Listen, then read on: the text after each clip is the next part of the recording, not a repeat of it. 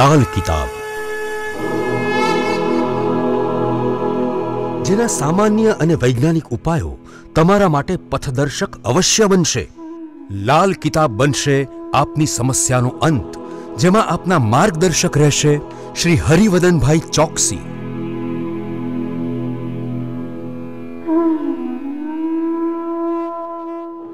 નમસ્કાર મિત્રો, હું હરિવદન ચોકસી આપ સૌનું સ્વાગત કરું છું। મિત્રો, આજના વિડીયોમાં આપનું ખૂબ ખૂબ સ્વાગત।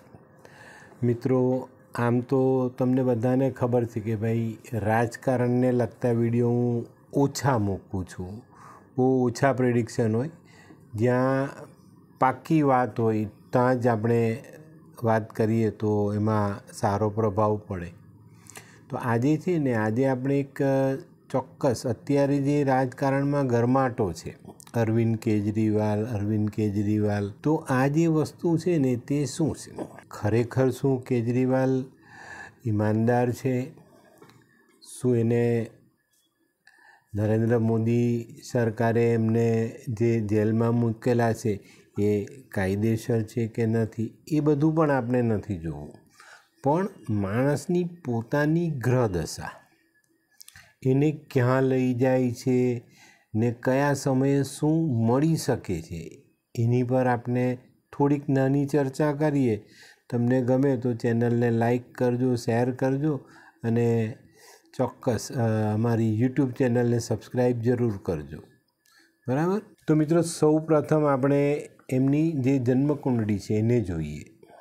તો જન્મકુંડળીમાં વૃષભ લગ્નની કુંડળી આવે, ત્રીજા સ્થાનમાં અંગારક થાય છે, કર્ક રાશિમાં સૂર્યમંગળ ત્રીજા સ્થાનમાં ભેગા થાય છે અને ત્યાં ચંદ્રનું ફળ ખરાબ થાય છે। ચોથા સ્થાનમાં બુધ, ગુરુ ને શુક્રની યુતિ બને છે, જે તબિયત પર અસર કરે છે। ગુરુ શુક્ર જ્યારે કુંડળીમાં એક સ્થાનમાં ભેગા થાય ને ત્યારે માણસને ગંભીર માંદગીના ભોગ બનવું પડે, અને આ કુંડળીમાં એ વસ્તુ છે। અને હાલમાં આપણે સાંભળીએ છીએ કે ભાઈ એમનું 12-13 દિવસમાં 4.5 કિલો વજન ઘટી ગયું। ચોક્કસ આ શક્ય છે અને આગળ જતાં વધારે માંદગી ભોગવવી પડે એવી શક્યતાઓ પણ એમની કુંડળીના ગ્રહ ગોચર પરથી દેખાય છે। પાંચમા સ્થાનમાં કેતુ, તો પેટને લગતી તકલીફો શક્ય છે એમના માટે। રાહુ 11મા સ્થાનમાં છે, અને મિત્રો 11મા સ્થાનનો રાહુ પરિવારને બરબાદી તરફ લઈ જાય છે, એ લાલ કિતાબ જાણકાર હોય ને એને પાક્કી ખબર હોય। ચોથા સ્થાનનો મંગળ ઘરની જાહો જલાલીને ખરાબ કરે, ઘરની સ્ત્રીઓને પરેશાન કરે। 11મા સ્થાનનો રાહુ ઘરમાં માલ મિલકત તો પૂરી કરે જ, પણ પિતા, દાદા, સસરા, વડીલ પુરુષો જે છે ઘરના, એની પર એ બહુ ખોટી અસર કરે છે। અત્યારે તો એમના પિતા જીવિત છે, પણ આગળ જતાં ઘણી બધી તકલીફોમાં આવે, ઘણી બધી બદનામી સહન કરવી પડે એવા સંજોગો ચોક્કસ એમની કુંડળીમાં દેખાય છે। અને સૌથી મહત્ત્વની વાત, 12મા સ્થાનમાં ચંદ્ર શનિ, અને ચંદ્ર શનિ જ્યારે 12મા સ્થાનમાં આવે ને ત્યારે ઘણી બધી તકલીફો લઈને આવે છે। એ જેની કુંડળીમાં ચંદ્ર શનિ હોય ને એને જ ખબર હોય કે ચંદ્ર શનિ કેવું ફળ આપે। પણ મિત્રો, ઘણી વખત આપણે જોઈએ છે કે ઘણા લોકો હઠીલા હોય, જિદ્દી હોય, અને એનાથી એમને બહુ મોટું નુકસાન થાય। તો અરવિંદ કેજરીવાલની કુંડળીમાં આ એક વસ્તુ ચોક્કસપણે કહી શકાય કે એમની હઠ એમને મુશ્કેલીમાં મૂકી શકે છે।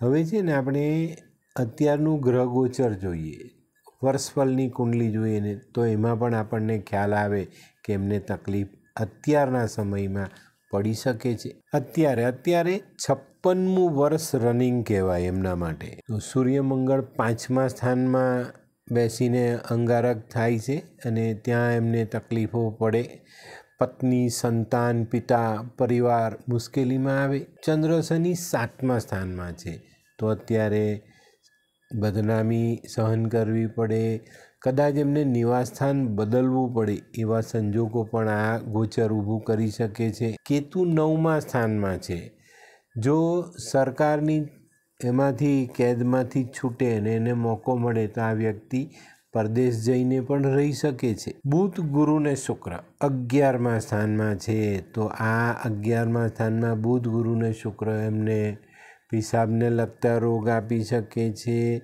તબિયતમાં વધારે બગાડ આવી શકે છે. 11મા સ્થાનનો ગુરુ અનસ્ટેબલ કહેવાયો છે. એનાથી કોઈ લાંબા સારા ફાયદાઓ મળતા નથી. અને 11મા સ્થાનમાં જ્યારે ગુરુ ગોચર કરતા હોય ને ત્યારે માણસે ક્યાંય પણ ઈમાનથી ખારી જ નથી થવાનું, મતલબ જુઠ્ઠું નથી બોલવાનું, ખોટું કામ નથી કરવાનું, અને એમાંથી બચીને ચાલે ને તો જ એમને ફાયદો મળે. અત્યારે આપણે જોઈ રહ્યા છીએ કે ભાઈ કોણ સાચું કોણ ખોટું, આપણે કોઈ રાજકારણ નથી કરવાનું, પણ ઘણી બધી બાબતો એવી છે કે જેની પર સરકારનો દાવો છે, સરકારી એજન્સીઓનો દાવો છે, અને ઘણા બધા લોકોએ કન્ફેસ બી કર્યું છે કે હા અમે આ કામ અમે કર્યું છે.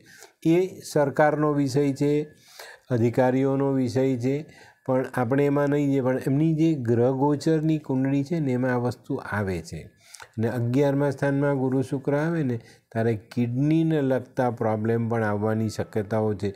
સુગર છે અને કિડની બગડી શકે એવા સંજોગો છે. એમને લાંબી માંદગી ભોગવવાની આવે એવા ગ્રહમાન પણ અત્યારે આપણે જોઈ રહ્યા છે. અને અત્યારે છે ને 12મે રાહુ ગોચર કરે છે એમની કુંડળીમાં, અને 12મે રાહુ માણસને શેકચલ્લી બનાવી દે છે.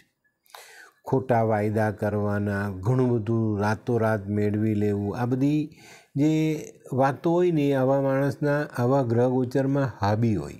અને એ વખતે જો એ ધ્યાન ના આપે ને તો એમના દ્વારા અપાયેલા સ્ટેટમેન્ટ, એમના દ્વારા અપાયેલા વક્તવ્ય ઘણી બધી મુશ્કેલીઓ એમના માટે સર્જી શકે છે. તો આ આપણે જે કુંડળી જોઈ રહ્યા છીએ એ કુંડળીમાં આ વસ્તુ તમને સ્પષ્ટ દેખાશે કે આ વસ્તુ આ રીતે ગોચર કરે છે ને અત્યારે એમની જે પરિસ્થિતિ છે એ ખરેખર નબળી છે. હવે આ બધાની સામે સરકાર ખૂબ મજબૂત છે. એક નાની સરખી કડી જો જોડાઈ ગઈ તો આ લોકોની આખી પાર્ટી એમાં મુશ્કેલીમાં આવી શકે છે. એવા સંજોગો પણ ચોક્કસપણે દેખાય છે. મિત્રો, અત્યારે ગુરુની મહાદશામાં રાહુની અંતરદશા ચાલી રહેલી છે, અને આ સમય ખરેખર એમના માટે સાચવીને ચાલવા જેવો છે.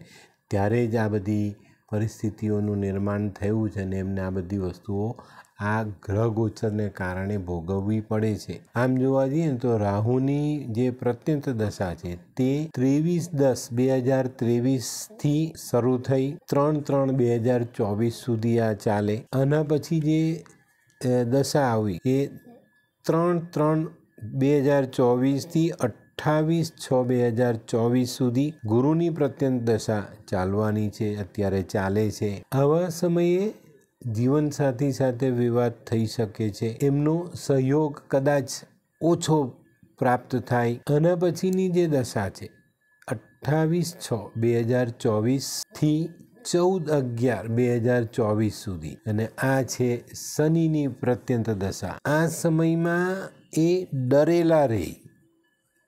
સિચ્યુએશન, પરિસ્થિતિ એવી ઊભી થશે કે એને ડરવું જ પડે. અને આ સમય એમના માટે માંદગીમાં કેન્સર, કિડનીના પ્રોબ્લેમ્સ, શરીરમાં લોહી બગડવું, વજન ઘટવું, આ બધું થઈ શકે છે. જેમ જેમ દિવસ નીકળશે ને તેમ તેમ એમનું સ્વાસ્થ્ય ક્ષીણ થતું જશે, મતલબ બગડતું જશે. ડૉક્ટર રોગને ઓળખી નહીં શકે. આ વસ્તુ પણ કદાચ એમની સામે આવી શકે. આવો સમય એમને ભોગવવો પડે, વિતાવવો પડે, એનો સામનો કરવો પડે. ડૉક્ટર રોગ નહીં ઓળખી શકે ને એટલે ટ્રીટમેન્ટ લાંબી ચાલે અને આ બધી વસ્તુ એમને ભોગવવી પડે. મૃત્યુ તુલ્ય કષ્ટ આ સમયમાં થઈ શકે છે માનવીને. આના પછી બહુ લાંબા સંઘર્ષ પછી થોડીક રાહત મળે. આ સમય છે 14/11/2024 પછી 18/3/2025 સુધી, અને આના પછી 18/3/2025થી 8/5/2025 સુધી કેતુની પ્રત્યંત દશા ચાલશે. વિદેશથી સારા સમાચાર મળશે એમને. ત્યાં કામ કરવા માટે કદાચ કોઈ પક્ષ, કોઈ વિપક્ષ કે તમને બોલાવી શકે છે, પણ એમની પરિસ્થિતિ એવી હશે કે આ પ્રસ્તાવ એ સ્વીકાર નહીં કરી શકે. જો એ સ્વીકાર કરશે તો એમના માટે બહુ મોટી સમસ્યાઓ ઊભી થઈ શકે છે. આના પછી 8/5/2025થી 1/10/2025 સુધીનો સમય થોડો યેન કેન પ્રકારે સારો વીતી શકે છે. અને 1/10/2025થી સૂર્યનું પ્રત્યંતર શરૂ થાય 14/11/2025 સુધી. ગુરુની મહાદશા, રાહુની અંતરદશા, એમાં સૂર્યનું પ્રત્યંતર ઘણી બધી તકલીફો લઈને આવે. આ સમય છે ને અનિશ્ચિતતાથી ભરેલો, ક્યારે શું થાય શું ન થાય કોઈ જ વિચાર આપણે કરી જ ન શકીએ. અને મિત્રો ચોક્કસપણે કહું તો આ સમય એમના માટે બહુ જ ખરાબ રહેશે. એમની આસપાસનું જે વાતાવરણ બનવાનું એને એવો અનુભવ કરાવી દે કે ભાઈ કોઈક મને ગળી ગયું, એવું પણ થઈ શકે. જીવનસાથી અને બાળકો માનસિક રીતે ભાંગી જાય, શારીરિક રૂપથી ખૂબ પરેશાની આવે. એ પોતે જીવનસાથીને બાળકોની દેખરેખ રાખવામાં અસક્ષમ થઈ જાય અને નજીકના સંબંધીઓ એમના માટે પરેશાની ઊભી કરે. સંપત્તિનો વિવાદ ઊભો થઈ શકે છે. તો શક્ય છે કે ભાઈ એમને જે ઘર બનાવ્યું છે એના પ્રશ્નો અત્યારે એનો સામનો એ કરી જ રહ્યા છે, તો એમાં કંઈ ઊંચ નીચ આવે. આના પછીનો જે સમય છે 14/11/2025થી 26/1/2026, આ સમય ચંદ્રનું પ્રત્યંતર રહેશે. ગુરુની મહાદશામાં રાહુની અંતરદશા અને ચંદ્રનું પ્રત્યંતર. આમાં એમને બીજી રીતે રાજકીય રીતે થોડો લાભ મળે, પણ શારીરિક રીતે એમને ઘણી બધી પરેશાની મળી શકે છે. તો મિત્રો આ જે છે એ 2024-25 એમના માટે શું લઈને આવશે એની જાણકારી આપણે જોઈ. હવે અત્યારે આપણે જોઈએ તો એક તરફ રાજા બળવાન છે, એમના કર્મો તો સરકારી તપાસ પછી બહાર આવશે, જે આવશે તે. પણ આ બધી બાબતોમાં આપણે ઘણું બધું સાચવવું પડે એવી પરિસ્થિતિનું નિર્માણ એમના માટે બી થઈ રહ્યું છે, દેશ અને દુનિયા માટે પણ થઈ રહેલું છે. તો આવા ભ્રષ્ટાચારના આરોપવાળા જે કંઈ પણ પ્રશ્ન છે એનો સામનો કરવો એમના માટે સરળ નથી, એ વસ્તુ પાક્કી દેખાય છે. અને આની અસર, સૌથી મોટી અસર એમના અંગત જીવન પર, શારીરિક સ્વસ્થતા પર ચોક્કસ અસર પડતી દેખાય છે. તો આ જે અસરો પડવાની છે ને એને જો એ પોતે સમજે ને એમાં એ કરે. મિત્રો લાલ કિતાબમાં એક ખાસિયત છે, ચંદ્ર શનિ જેની કુંડળીમાં હોય ને એનું જીવન આંધળા ઘોડા જેવું હોય. 4 દિવસ સારા દેખાય ને 40 દિવસ ખરાબ થઈ જાય. તો આ બધી બાબતોમાં ખૂબ સાચવવું પડે. જો ધ્યાન નથી જતું તો કોઈ નાનકડી ભૂલ તમને બહુ મોટા નુકસાનો કરાવી શકે છે, બરાબર. તો અત્યારે કોઈ જીદ ભરેલી વાતો જો એ છોડી દે અને જે કંઈ પણ છે, નથી તો નથી ને છે તો છે, એ બાબત પર નક્કી કરીને જીવનમાં આગળ ચાલે ને તો એમના માટે સારું છે, દેશ દુનિયા માટે સારું છે, એમની પાર્ટી માટે સારું છે. ગવર્મેન્ટની જેટલી પણ એજન્સીઓ છે બધી એજન્સીઓ કામ કરે છે. અને જો ક્યાંક એક નાનકડો ફોલ્ટ એમના હાથમાં આવી ગયો તો હું એવું માનું છું કે બહુ લાંબી તકલીફો એમના માટે ઊભી થઈ શકે છે, પાર્ટી માટે, પાર્ટીના બીજા નેતાઓ માટે.